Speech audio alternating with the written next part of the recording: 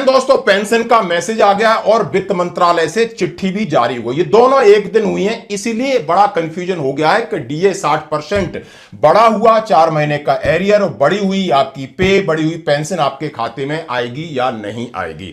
हाँ जी दोस्तों, इसी के ऊपर आज बात करूंगा। सबसे पहले पेंशन मैसेज सबके पास आ गया है, ये बात आप पेंशन मैसेज में आपने ये देखा होगा कि हमारी जो मूल पेंशन है और उसके साथ जो डीए है वो सिर्फ 58% ही लग के आया है और सीधा सीधा लिखा है कि 30 अप्रैल को आपके खाते में 11 बजे तक लिखा आ जाएगी। ये जो नॉर्मल जनवरी फरवरी मार्च अप्रैल में चलता है उसी तरह चौथे महीने का यानी मैसेज आ गया और ये मैसेज यानी कल 22 तारीख को आया।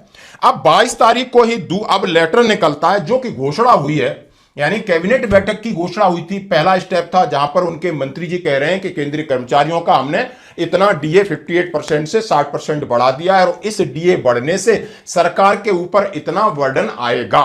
दूसरा बहुत बड़ा फैसला आज लिया गया और मैं बहुत हार्दिक अभिनंदन करना चाहूंगा हमारे केंद्र सरकार के जितने भी कर्मचारी हैं और जितने पेंशनर्स हैं उनके लिए डीए और डीआर बढ़ाया गया, जिसकी टोटल लागत भारत सरकार को आएगी 6,791 करोड़ रुपीस।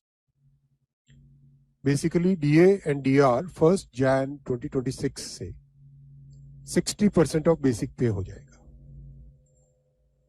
2% बढ़ा है, 58 से 60 हुआ है, 60% ऑफ बेसिक पे हो जाएगा। टोटल करीब 50 लाख एम्प्लॉयज हैं और 68 लाख पेंशनर्स हैं भारत सरकार की।